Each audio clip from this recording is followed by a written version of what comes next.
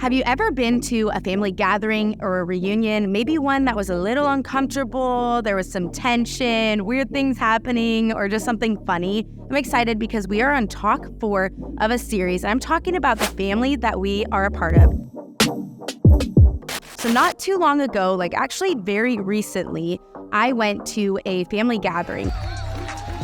One of those reunions that consisted of a lot of people that I honestly hadn't seen in years and years and years. I don't know if your family does that, but every 5 years or so, you guys all get together and you hang out and you see aunts and extended family that you didn't even know really existed, or you're I've heard your name, but I've never met you a ton. So this was, you can just imagine it. This is the space. There's 25, 30 of us hanging out, talking, catching up. Let's catch up on old times. And there's this one woman who I honestly didn't really know. My husband knew, but hadn't seen in years, who decided to come up to me and pretty much tell me about how upset she was that she was not invited to a life change event, I guess you could say, in my life. She told me multiple times actually through that evening how she was, I cannot believe, I didn't know about it. I can't believe that I wasn't invited. I had to see it on Facebook, all of that, which I totally get. Reasoning was I didn't really know her. I didn't know her well at all. And there's a capacity of people that you can invite at those events. And she just didn't make the cut. And it wasn't anything bad or malicious, but she just wasn't there. Over and over again, though, kept coming up to me. I felt awkward, uncomfortable, didn't know what to say. At one point, she said, "You'll just have to name your first child after me." And that's when I drew the line. And I was like, this is too much. This is insane. I don't know if you've ever felt that way. We all have those family members. I don't really have to elaborate. It just is what it is. But at the end of the day, no matter what, our family members love us. We have our families back. Even at the end of the night when I had left, she came up to me and said, "Hey, just so you know, I'm really happy for you." Happy, really happy. And I'm excited for what's happening in your life. And it meant the world. And I know she meant it. You think about maybe you have siblings and you argue and you get annoyed at each other and you get frustrated. But at the end of the day, you're always going to have your siblings back. You have your parents back. You have each other's back.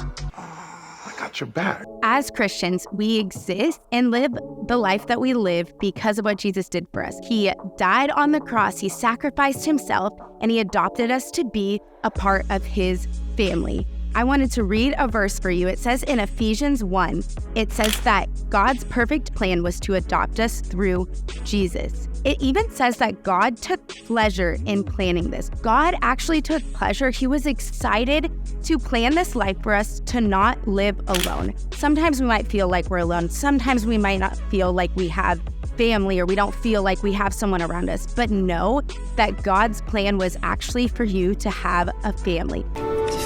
To have a family of people. No matter the family that you were actually born into, you have people right here. That's what I love about Churchome Youth, is that we're a community of people who love each other. We're there for each other. We have each other's back. In Acts 2, this is one of my favorite scriptures in the entire Bible, because you're talking about the early church, the first church. In Acts 2, it says this. In 43, it says, everyone was in awe. Everyone around the believers were in awe. All those wonders and signs done through the apostles. And this is the best part. It says it. All the believers lived in a wonderful harmony, holding everything in common. They sold whatever they owned, and they pooled their resources so that each person's need was met. They followed a daily discipline of worship in the temple, followed by meals at home. Every meal a celebration, exuberant and joyful as they praised God. People in general liked what they saw. And every day their number grew as God added to those who were saved. I love this so much because it just says, you know what? As believers, as Christians, as followers of Jesus, we're a part of something so much bigger than ourselves. We're actually a part of a family. We actually have people who celebrate with us, who we share meals together. We do life together, and we are not alone. You're not alone. I want to encourage you right now to just let you know that your family has your back. you're not alone.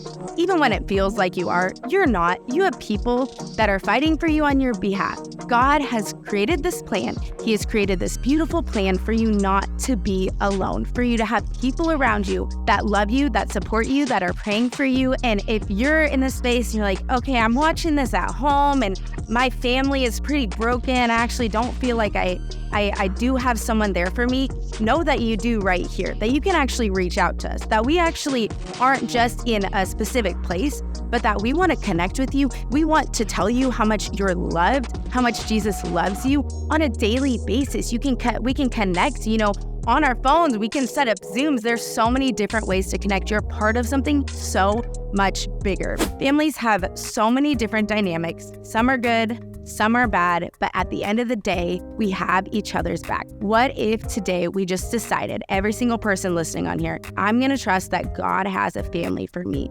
I'm going to trust that I'm a part of that family that's talked about in Acts 2, where we come together and we love each other and we share meals, that I actually have access to that same family because Jesus has adopted me. I'm a part of his family. When it says that we're adopted into Jesus' family, that means we're brothers and sisters. Like, we're all in this together. So I just want to encourage you today to know that you are a part of God's family. And when we all are living that together and we're there for each other in the hard times and in the good times, people will see that. That's one of my favorite parts of that verse. It says that God added to their number daily, which means people saw it and they said, I want to be a part of that. What if we continued to do that? What if you decided to do that with your friends at school? Just started to live this out. You know what? We're a part of a family. I'm going to have your back. You're not alone. And the more and more we do that, the more people see that. And we're just this big family who loves each other. Just to remind you, you are a part of God's family and we are in this together.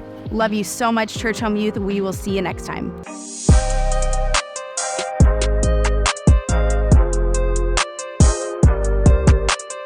This is insane.